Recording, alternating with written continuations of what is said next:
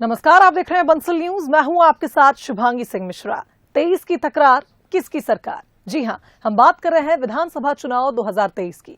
इस बेहद खास चुनावी कार्यक्रम में आपको सियासत का हर वो पहलू नजर आएगा जो आपको जानना बेहद जरूरी है, क्योंकि आप ही तो कहते हैं चुनाव का मतलब बंसल न्यूज। आइए शुरू करते हैं। 23 की तकरार किसकी सरकार?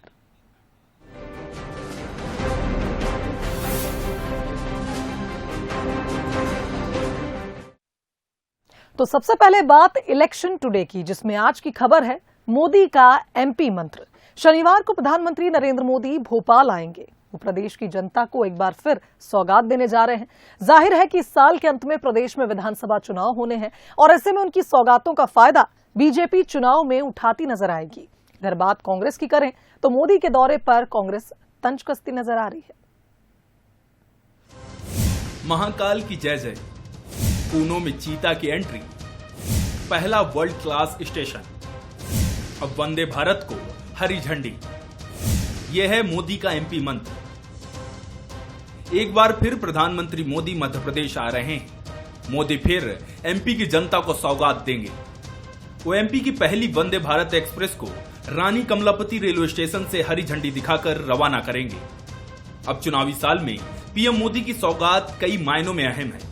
राजनीतिक पंडित तो इन सौगातों को चुनावी मुद्दे भी बता रहे हैं, जिनको लेकर बीजेपी जनता के बीच जाएगी और आने वाले चुनाव में इसे बीजेपी सरकार की उपलब्धियों से जोड़ेगी। खैर, पीएम मोदी एमपी आ रहे हैं तो बीजेपी नेताओं में भी उत्साह दिख रहा है।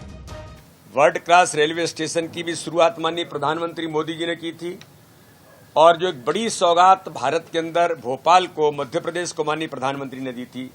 आज हमारा सौभाग्य है कि पुनः एक बार माननीय प्रधानमंत्री जी उसी world class Kamlapati railway station पर 1 तारीख को वंदे भारत एक्सप्रेस की शुरुआत करेंगे, हरी झंडी दिखाएंगे। भारतीय जनता पार्टी के कार्यकर्ता और मध्य प्रदेश के नागरिक माननीय प्रधानमंत्री के स्वागत के लिए तत्पर और तैयार हैं। मध्य प्रदेश में मोदी के दौरे समय समय पर होते आए हैं। पिछले साल भी पीएम मोदी ने मध्य प्रदेश के कई दौरे किए थे और प्रदेशवासियों को कई सौगातें दी थी। जाहिर है कि पीएम मोदी माहौल बनाने में माहिर माने जाते हैं और उनका चुनावी साल में मध्य प्रदेश आना कांग्रेस की बेचैनी बढ़ा रहा है। हालांकि कांग्रेस पीएम मोदी के दौरे को लेकर बीजेपी पर सीधा हमला कर रही है। मध्य प्रदेश में जो नजर है, निश्चित तौर पर ऐसा लग रहा है कि 6-8 महीने मध्य प्रदेश में चुनाव है और चुनाव है तो हर पार्टी अपने अपने आप को फोकस कर रही है। तो मोदी जी भी उसी कड़ी में एक हैं, लेकिन वो कुछ भी करते रहे, मध्य प्रदेश का इस बार का जो आवाम है वो पूरी तरह जान गया है और 2023 में 100% इस बार मध्य प्रदेश में कांग्रेस की और कमलनाथ जी मुख्यमंत्री बनेंगे। वर्ल्ड क्लास रानी कमलापति स्टेशन का उद्घाटन करना हो या नामीबिया से आए चीतों को कूनों में छोड़ना या फिर महाकाल लोक का लोकार्पण करना हो, मोदी ने शुरू से ही एमपी को तवज्जो दी है और अब 2023 में भी बीजेपी ने मोदी की इन्हीं सौगात को जनता के बीच ले जाने की तैयारी कर रही है। ऐसे में चुनौती कांग्रेस के सामने है कि वो एमपी के लिए मोदी के मंत्र की क्या काट निकालती है। Bureau report, Bansal news. Election today में आज की दूसरी खबर है कांग्रेस का वचन पत्र। 2023 चुनाव से पहले कांग्रेस फिर वचन पत्र लाने की तैयारी में है, लेकिन बीजेपी कांग्रेस के वचन पत्र को कपट पत्र बता रही है। ये रिपोर्ट देखिए। 2023 विधानसभा चुनाव की जंग को लेकर कांग्रेस युद्ध स्तर पर तैयारियों में जुटी है। शुक्रवार को पीसीसी चीफ कमलनाथ के निवास पर वचन पत्र समिति की बैठक हुई, जिसमें 500 रुपए में गैस सिलेंडर और महिलाओं को 1500 रुपए हर महीने देने पर चर्चा हुई। यही नहीं, कांग्रेस इस बार महिलाओं के लिए अलग से वचन पत्र लाने की तैयारी में है। कुल मिलाकर कांग्रेस इस बार आधी आबादी यानी महिलाओं और युवाओं को साधने की पूरी तैयारी में है।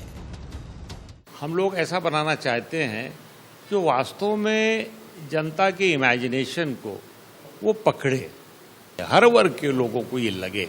हमारे अनुसूचित जाति जनजाति वर्ग के लोग हैं, ओबीसीज हैं, हमारी और भी जितने वर्ग हैं। माननीय अध्यक्ष जी ने उनकी घोषणा भी कर दी है, जैसे हमारी जो है नारी सम्मान योजना, समृद्ध सशक्त बेटी समृद्ध नारी, ये है स्लोगन उसका।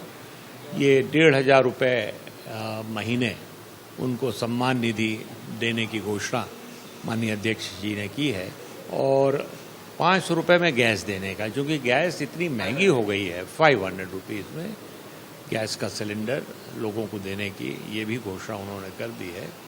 बीजेपी ने चुनाव के एंड पहले लाडली बहना योजना लॉन्च कर मास्टर स्ट्रोक खेला था। शायद यही वजह है कि कांग्रेस भी महिलाओं के जरिए 23 की बेदरनी पार लगाना चाहती है, लेकिन बीजेपी को इसमें सिर्फ सियासत नजर आ रही है और कांग्रेस के वचन पत्र को कपट पत्र बता रही है। यहाँ कपट पत्र लिखने में लगे हैं भोपाल में। मैं कपट पत्र इसलिए कह रहा हूँ कि पिछली बार जो वचन पत्र तथाकथित इनका था वो कपट पत्र ही साबित हुआ। लिखकर झूठ बोलने का रिकॉर्ड बनाया कमलनाथ ने मध्य प्रदेश में। 2018 विधानसभा चुनाव से पहले भी कांग्रेस वचन पत्र लेकर आई थी, जिसमें किसान कर्ज माफी, बिजली बिल माफी और युवाओं और महिलाओं के लिए लोक लुभावन वादे शामिल थे। अब फिर कांग्रेस नई तैयारी में है, लेकिन सवाल यही है कि बीजेपी के डबल इंजन और विकास के मॉडल को कांग्रेस कैसे टक्कर दे पाएगी। Bureau report, Bansal news. और अब वक्त है हमारे बेहद खास सेगमेंट बूथ बाजा का। बूथ बाजा में हम बूथ स्तर पर जाकर सियासी समीकरण समझने की कोशिश करते हैं। इसी कड़ी में आज बात करेंगे भोपाल की उत्तर विधानसभा सीट की। ये वो सीट है जिस पर कब्जे के लिए बीजेपी ने काफी कोशिशें की, लेकिन कांग्रेस के आरिफ अकील के सामने हर कोशिश नाकाम साबित हुई। 1998 से आरिफ अकील लगातार यहां से जीत रहे हैं। वहीं बीजेपी की बात की जाए तो आखिरी बार 1993 में बीजेपी के रमेश शर्मा गट्टू भैया यहां से विधायक बने थे। अब 2023 में क्या समीकरण होंगे? कांग्रेस का कब्जा क्या बरकरार होगा या बीजेपी सेंध लगाने में कामयाब होगी? आइए समझते हैं उत्तर के सियासी समीकरण। नमस्कार, मैं हूं मनोज सैनी और आज हम बात करने वाले हैं उत्तर विधानसभा भोपाल की। यहां से आरिफ अकील लगातार चुनाव जीतते रहे। एक बार यदि रमेश शर्मा गुट्टू को छोड़ दिया जाए तो यहां कब्जा कांग्रेस का रहा। 2018 में भी यही हुआ। फातिमा सिद्दीकी को यहां से चुनाव में उतारा, लेकिन हार का सामना करना पड़ा भारतीय जनता पार्टी को। आरिफ अकील फिर विधायक बन गए, लेकिन आरिफ अकील अब उम्र के उस पड़ाव पर है कि लोग इस विधानसभा को और दूसरे नजर से भी देख रहे हैं। पर होगा क्या 2023 में? तो चलिए आज लेते हैं चुनावी जायका उत्तर विधानसभा का। भोपाल की उत्तर विधानसभा अपने अलग मिजाज के लिए जानी जाती है। यहां से 1990 में निर्दलीय चुनाव जीतकर आए आरिफ अकील ने अपना वर्चस्व कायम रखा है। 1993 में जरूर रमेश शर्मा गुट्टू भैया चुनाव जीते, लेकिन 1998 में आरिफ अकील कांग्रेस की टिकट पर विधायक बन गए। जब से ये सीट कांग्रेस की बनकर रह गई है। वर्तमान विधायक भी आरिफ अकील ही है, लेकिन जनता के मन में इस बार क्या है? तो सबसे पहले हम इसी विधानसभा में राजू टी स्टॉल पर जा पहुंचे, जहां चाय की चुस्की भी है और जायका भी। क्या होगा इस बार 2023 के चुनाव में? साहब असिल बात क्या, बेरोजगारी, महंगाई इतनी है, पेट्रोल के भाव 110 रुपए लीटर। जिंदगी कभी बचपन से इतने बड़ा होगा आज तक कभी 110 रुपए पेट्रोल नहीं, इतनी महंगाई, इतनी बताए। जनता खामोश है, आप कोई नहीं कह सकते क्या होने वाला। भाई लहर तो बीजेपी की लग रही है, लेकिन अब देखिए अगर कुछ से आरिफ अकील जीतते रहे हमेशा। आरिफ अकील साहब का है काम, तो आरिफ अकील साहब नहीं करवाया इस तरफ, लेकिन अब जो लहर देख रही है उसके हिसाब से कुछ कह नहीं सकते। मतलब लहर अभी से चलना शुरू हो गई। हाँ बिल्कुल, लहर तो चल ही रही है। माहौल देख के समझ में आ जाता है। ऐसा कोई वो नहीं है कि कोई रिपोर्ट तैयार करी है, ऐसा नहीं। सब आदमी जिससे भी बात करो वो एक अपना। पिछले चुनाव में देखा ही होगा, पार्षद वाले चुनाव में वहाँ दिक्कत अपन ने फेस करी है, तो उसी के हिसाब से अगर देखे तो हो सकता है इधर भी फेस करना पड़ जाए। इस विधानसभा सीट पर हिंदू मुसलमान दोनों धर्मों के लोग रहते हैं, इसलिए चुनावी जायका भी इसी तरह का दिखाई देता है। खासकर चौक बाजार का जायका, जहां लोग खुलकर बातें करते हैं। इस बार के चुनाव में क्या लगता है आरिफ अकील ने कितना काम कराया? काम तो बढ़िया कराते, इतने साल से हमेशा वो जीतते आ रहे हैं। लोगों के प्रति उनका रुझान भी अच्छा रहता है, तो उनसे ही उम्मीद है आगे भी। इस बार भी वही। अब देखते हैं टिकट किसको मिलता है। उनकी तबीयत भी खराब है, तो इस टाइम क्या स्थिति बनती उनको लेके या आने वाला समय बताएगा। तो इस बार क्या होगा चुनाव में? इस बार उत्तर विधानसभा में बदलाव हो सकता है, क्योंकि आरिफ अकील जी अभी उनका स्वास्थ्य ठीक नहीं है और इस बार लड़ने की स्थिति में भी नहीं है वो। तो इस बार उत्तर विधानसभा में भारतीय जनता पार्टी के लिए रुझान आ सकता है। कितना काम किया है आरिफ अकील साहब ने? आरिफ अकील जी कोई खास काम तो नहीं किया है, बस ज़्यादा कोई खास काम नहीं किया है। लोगों से सीधा जुड़ाव है? सीधा जुड़ाव है जनता में, लेकिन इतना जुड़ाव नहीं है।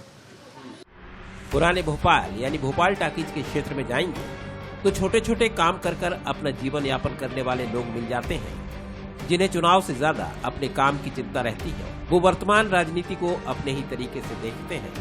विकास हुआ है कि नहीं? विकास होता है साहब, विकास होता है। जो सरकार आती है काम कराती है, कोई भी सरकार हो। क्या होगा इस बार चुनाव?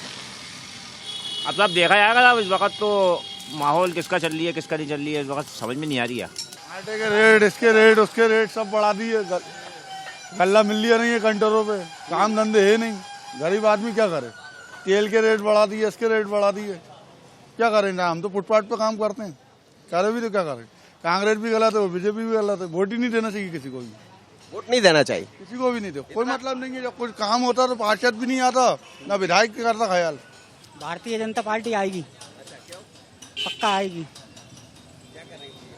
हमारे लिए तो विकास करा है। 2023 चुनाव को लेकर दोनों दल इस बार अपनी तैयारी में हैं। आरिफ अकील का स्वास्थ्य ठीक नहीं है, लिहाजा उनके बेटे आतिफ अपनी किस्मत आजमा सकते हैं, जिन्हें अपने पिता का लोगों में जीवंत संबंध और विकास के कामों के भरोसे पर जीत का विश्वास है। जहाँ जहाँ बजट देना था हम लोगों ने दिया, और विकास कार्यों के लिए जो कुछ 2 साल रह गया था उसकी पूर्ति कर रहे हैं, और आगे जो भी बजट लाने की कोशिश कर सकते हैं वो भी लाएंगे, और विधायक निधि के थ्रू भी जो भी काम हो सकता है वो बेहतर से बेहतर विधानसभा के अंदर काम कराने की कोशिश करेंगे। इस बार माना जाए कि आतिफ चुनाव मैदान में होंगे? ये तो पार्टी तय करेगी। बीजेपी के लिए ये सीट चुनौती भरी है। 2018 में फातिमा सिद्दीकी को मैदान में उतारा जरूर, बावजूद इसके हार ही मिली। लेकिन इस बार कुछ नया करके इस किले को भेदना चाहती है बीजेपी, जिसकी रणनीति बनाई जा रही है। आरिफ अकील साहब ने ना तो विकास का काम करा, सिर्फ जाति और मजहब के आधार पर वो वोट हर बार ले जाते हैं। लेकिन इस बार की जनता ने तय कर लिया कि इतने सालों की उनके विधायक रहते हुए ना तो कोई पुराने भोपाल में विकास की बात है, अतिक्रमण भी बढ़ता जा रहा है, सिर्फ समाज के आधार पर वो चुनाव जीतते हैं। लेकिन इस बार जनता ने तय कर लिया, और मैं पूरे भरोसे के साथ कह सकता हूँ कि इस बार भारतीय जनता पार्टी उत्तर विधानसभा का चुनाव जरूर जीतेगी। चुनाव में अभी वक्त है, लेकिन बिसात बिछाई जाने लगी है और दोनों ही तरफ नए चेहरे मैदान में नजर आ सकते हैं। उत्तर विधानसभा एक ऐसी विधानसभा है जिसमें प्रत्याशी को दुआ और आशीर्वाद दोनों की जरूरत होती है। दोनों धर्म के लोग यहाँ निवास करते हैं और इसीलिए यहाँ के चुनावी समीकरण भी बदलते रहते हैं। अब इन दोनों के बीच में जिसने समीकरण बिठा लिया वो यहाँ से विधायक बनकर विधानसभा पहुंच जाता। रुक कर लेते हैं हमारे खास सेगमेंट बोले तो नेताजी का। बोले तो नेताजी में आज मुलाकात करिए विदिशा की कुरवाई सीट से दूसरी बार जीते विधायक हरि सिंह सप्रे से। हरि सिंह सप्रे एक बार फिर तैयारियों में जुटे हैं और पूरी दमदारी के साथ दावा करते नजर आ रहे हैं कि उन्हें हराने वाला कोई नहीं है। तो चलिए समझते हैं कि उनकी क्या तैयारी है और किस भरोसे के साथ वो जीत का दावा कर रहे हैं। हम बात कर रहे हैं कुरवाई जायके की, लेकिन कुरवाई जायके की जब बात करते हैं तो जनता से बात होती है, जनता के साथ तो जनप्रतिनिधियों से भी बात होती है। वर्तमान में विधायक हरि सिंह जी हैं और हरि सिंह जी अपनी विधानसभा को लेकर कैसे, हरि सिंह जी क्या कहेंगे, विधानसभा को लेकर क्या देख रहे हैं? 2023 में क्या वापसी करेंगे? निश्चित तौर पे मैं वापसी करूंगा और अच्छे मतों से करूंगा, क्यों अभी 17,500 जीता था 18 में। इस बार की और जनता के मतलब आशीर्वाद से 25,000 के समथिंग में चुनाव जीतूंगा। आज तक राजनीतिक जीवन में मैंने सन 1990 से चुनाव लड़ रहा हूँ, कोई सा चुनाव नहीं हारा मैं, सारे चुनाव मैंने जीते हैं। ये कैसे होता है, इतना विश्वास क्यों है हरि सिंह जी को? आखिर कि आप कह रहे हैं 1990 से कोई चुनाव नहीं हारे, तो मैं छात्र संघ अध्यक्ष रहा, पार्षद रहा, मंडी अध्यक्ष रहा, विधायक, फिर दोबारा विधायक। क्या जनता के अगर आप बीच में रहोगे तो आपको कोई नहीं हरा सकता।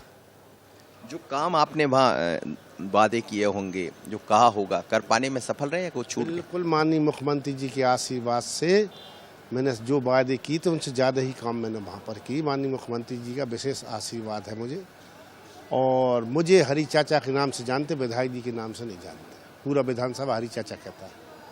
लेकिन हरी चाचा को कांग्रेस दूसरी नज़र से देख रही। कांग्रेस का ये तैयारी है कि अलग तरह का एक नया कैंडिडेट लेकर आए और इस बार हरि सिंह जी की मुश्किल बढ़ा दें।